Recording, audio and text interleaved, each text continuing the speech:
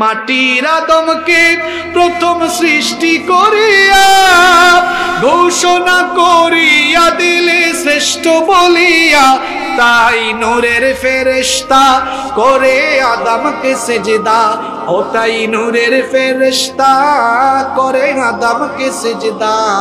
তুমি সবার চেয়ে দিলে মাটির মানুষকে সম্মান, আল্লাহু আল্লাহু তুমি জাল্লে জালালুহু, শেষ করা তো যায় না গে তোমার গুণগান, আল্লাহু আল্লাহু বলেন আলহামদুলিল্লাহ।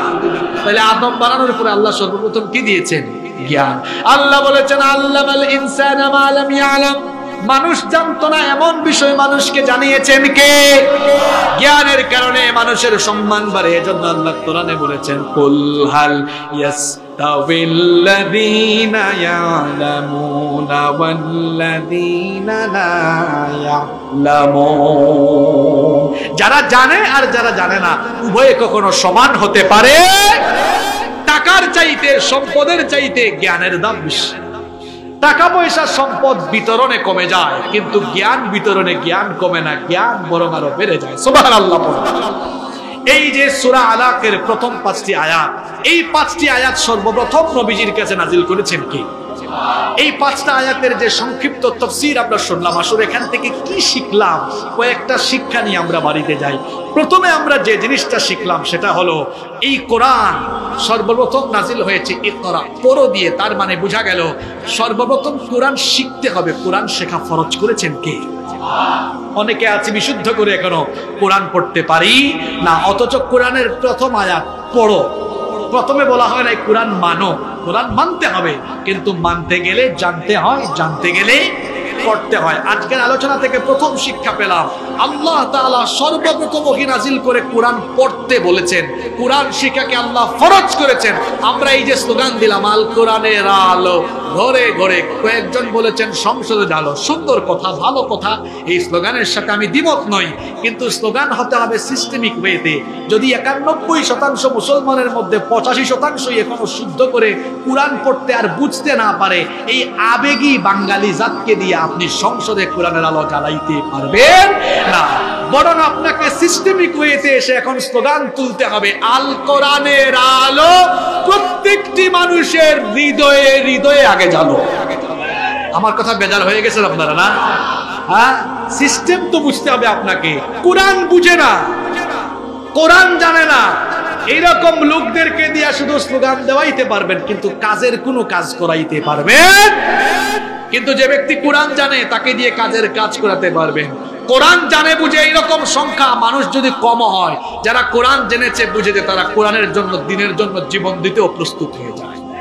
তো কোরআন যে জানে না বুঝে না, তার অন্তরে এখনো নিফাকি আছে, তাকে আপনি সব জায়গায় পাবেন না। এজন্য কোরআন আগে জানতে হবে। স্লোগান হবে, যারা ফেসবুক ব্যবহার করেন আজকে একটা পোস্ট দিবেন, আজকের ওয়াজ থেকে আমরা প্রথম শিক্ষা পেয়েছি আল কোরআনের আলো। এতদিন ধরে স্লোগান দিতাম ঘরে ঘরে সংসদে আলো, এখন থেকে নতুন স্লোগান আল কোরআনের আলো হৃদয়ে হৃদয়ে।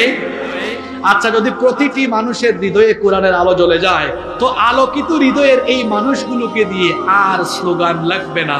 একদিন দেখবেন এই জমিনের প্রতি ইঞ্চিতে ইঞ্চিতে কোরআনের রাজ কায়েম হয়ে যাবে। এই গণবিপ্লব, এই গণজোয়ার, এই গণবিস্ফোরণকে রুখে দেওয়ার সাধ্য তখন কারোরই হবে না। সিস্টেমিক ওয়েতে আগাতে হবে। তাহলে প্রথম শিক্ষা আল কোরআনের আলো অন্তরে অন্তরে হৃদয়ে হৃদয়ে। প্রত্যেক দিন আমরা কোরআন পড়বো, রাজি আছেন তো? এই কোরআন পড়ার আদেশ দিয়েছেন কে? 2 নম্বর শিক্ষা হলো কোরআন শুধু নিজেরা পড়বো না, নিজেদের বাচ্চাদেরকে, সন্তানদেরকে, আমার মায়েরা বোনেরা মাহফিলে এসেছেন, মা বোনদেরকে নসিহত করে যাচ্ছি, বেশি বেশি তিলাওয়াত করবেন, সন্তানদেরকে কোরআনের তেলাওয়াত করাবেন, ঘরের মধ্যে তেলাওয়াত বাড়িয়ে দিবেন। যে ঘরে যত বেশি তেলাওয়াত হবে ওই ঘরে তত বেশি শান্তি, রহমত, বরকত নাজিল হবে। কার তরফ থেকে?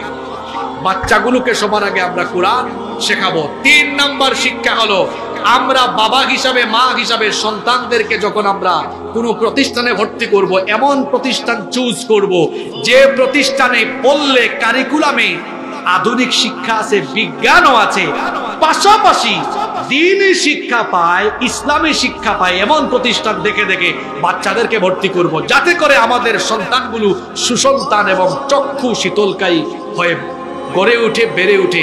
এই জন্য সিদ্ধান্ত নিতে হবে বাবাকে মাকে। আমরা সবাই পারবো তো?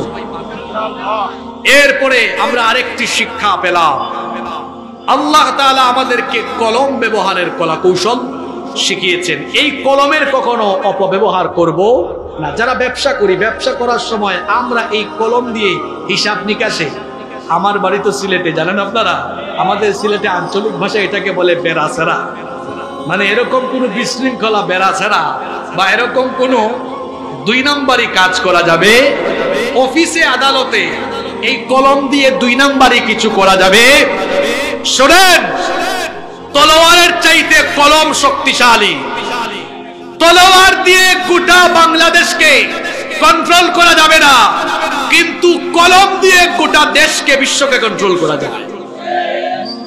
এই কলমের অপব্যবহার বন্ধ হয়ে গেলে লুটপাট বন্ধ হয়ে যাবে, চুরি বন্ধ হয়ে যাবে, ডাকাতি বন্ধ হয়ে যাবে। যখন কাজকাম করে হিসাবের সময় কলম দিয়ে তো দুই নম্বরই করে উপরে হিসাব দেয়, ঠিক কিনা বলেন? এই কলমের সঠিক ব্যবহার যদি সমাজের প্রতিটি সেক্টরে আরম্ভ হয়ে যায়, সমাজ রাষ্ট্রের সব জায়গায় ভারসাম্য, শৃঙ্খলা, শান্তি, সমৃদ্ধি ফিরে আসবে ইনশাআল্লাহ। এরপরে শিক্ষা হলো জ্ঞান মানুষকে যেহেতু উন্নত বানায়, সমৃদ্ধ বানায়, সুতরাং আমরা সবাই জ্ঞান অর্জনের পেছনে থাকবো, আমরা সবাই শিক্ষা গ্রহণের পথে থাকবো এবং সন্তানদেরকে শুধু শিক্ষায় শিক্ষিত করলে হবে না, অশিক্ষা কুশিক্ষা না, সুশিক্ষা লাগবে।